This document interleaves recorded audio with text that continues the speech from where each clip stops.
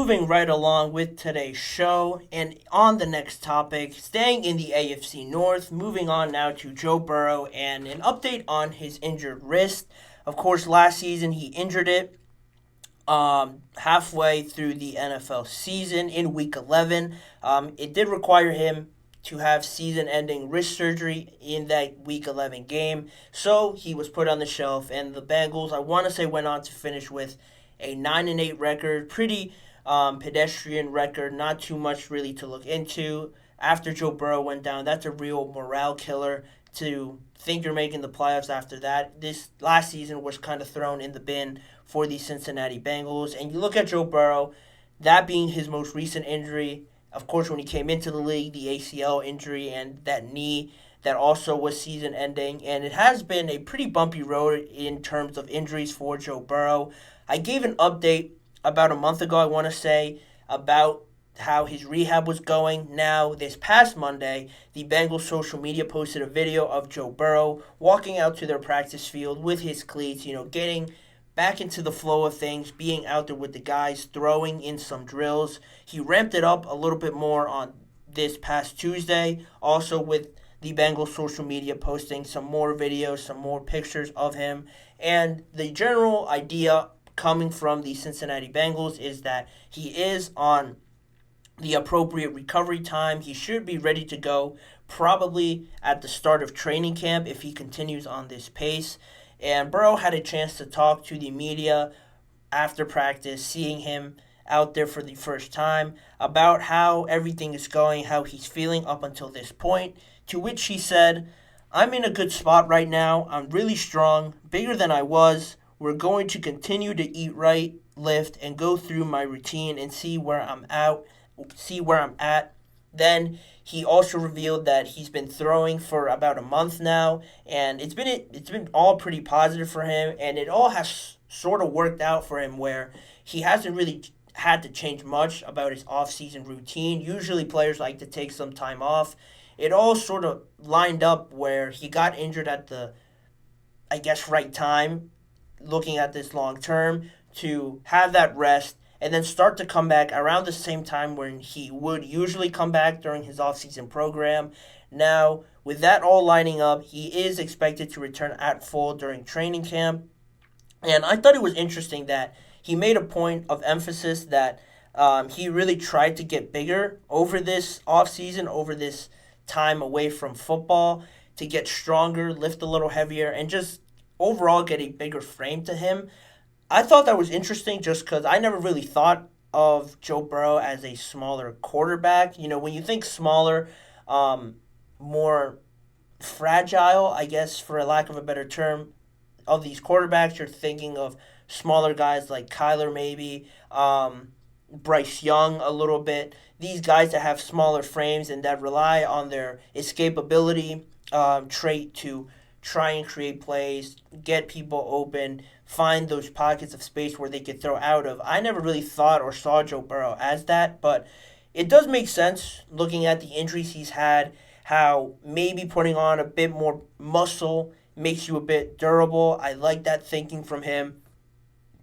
Just in those pictures that I've seen from the Bengals social media, he does look a bit more filled out in his frame, and I think it'll work out best for him. They've addressed the offensive line as well to try and prevent these injuries, but Joe Burrow seems to be doing as much as he can on his side of the ball from his end to try and really limit these injuries because of how important he really is to this Bengals team. I don't think there's more to say other than the fact that there's always this stat that people throw out that I saw again on the internet, that when Joe Burrow plays at least 16 regular season games, the Cincinnati Bengals have made at least the AFC championship game when Joe Burrow is really healthy throughout the whole season. That just has to be an incentive for the Cincinnati Bengals to keep Joe Burrow upright. The wrist injury was a pretty freak accident. If you go back and look at it, he made a throw and then nobody really hit him. He didn't really hit himself on anybody's helmet or anything like that on the follow-through. It just sort of tore or just clicked once he made the throw, and he was in pretty agonizing pain on the sideline, and then there afterwards. It was very odd to see, but it did end up being pretty severe to cost him the rest of the season. And this is huge now for the Bengals to have him coming back on this, trying to get him accumulated back to this team that is going to look a little bit different. We've talked about in the past Zach Moss coming in to replace Joe Mixon. T. Higgins, where does he stand on his contract? You look at Trey Hendrickson as well. What's going on with him and what are they going to do about his contract? If this really is the last run of it for the Cincinnati Bengals, you have to give yourself the best shot at doing that. And to do so, you have to protect your franchise quarterback. He's doing everything that he's supposed to on his end. The Bengals have brought in more on that offensive line and trying to get everything in line. If this does end up being this last all-in season for the Cincinnati Bengals, you have to give yourself the best shot. I think they're doing it, and fortunately for them, Joe Burrow is coming back earlier and healthier now in this offseason, and the O-line should be better, like I mentioned. How they all sort of figure into this season and how they all gel together with the differences. Tyler Boyd's not coming back after signing with the Tennessee Titans. After they get everybody on the same page, how does that all fit into this journey that they're going to go into? That's something to keep in mind. And also, around the AFC North, I just finished talking about the Steelers and Mike Tomlin and some of the questions that they have. You look around with the Baltimore Ravens. Are they going to find another wide receiver for Lamar Jackson? Are they going to address some of the departures that happened on their offensive line, on the defensive side of the ball as well? How do they address those gaps in their roster? And, are they able to repeat what they did last year? A pretty close to flawless season that the Ravens had last year. They have one of the tougher schedules. There's a lot of uncertainties there as well. How does that affect the Bengals and trying to win this division, as well as the Cleveland Browns? Also talking about Deshaun Watson and how he fits in. If he's not going, this Cleveland Browns team isn't going to go much further than they did last year.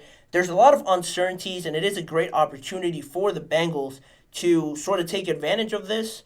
They have pretty much everybody coming back relatively. T. Higgins, Jamar Chase, Joe Burrow, if he's healthy.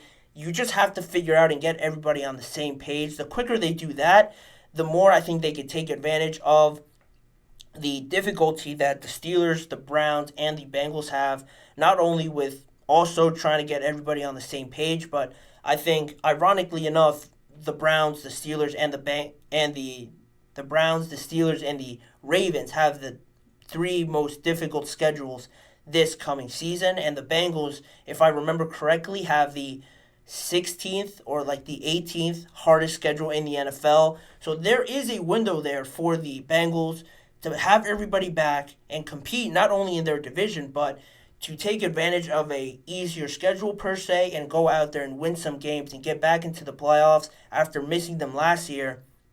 If they're able to keep Joe Burrow healthy, Joe Burrow is the only quarterback to have beaten Patrick Mahomes in the playoffs other than Tom Brady in recent memory. So you have history and you have the talent on your side to kind of have a rebound season from last year.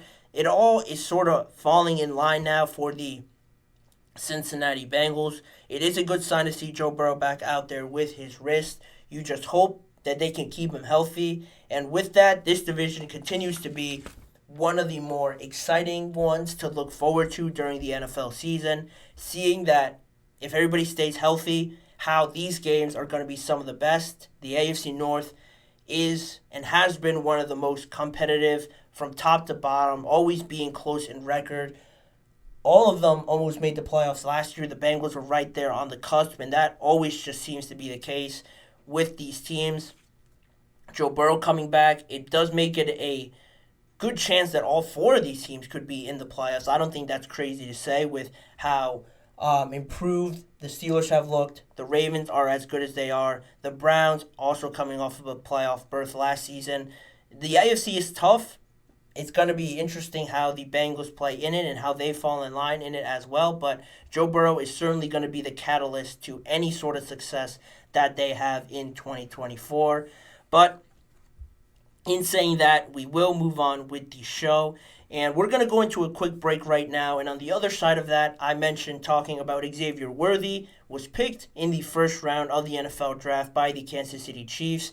Everything seemed to be perfect, but there is one thing that everybody continues to go back on with Worthy and what could potentially hold him back in the NFL. And we are going to get to those comments that Austin River made on live television on the Pat McAfee show a few days ago on NBA players and NFL players. So stick around to find out what he said and my thoughts on it right after this break.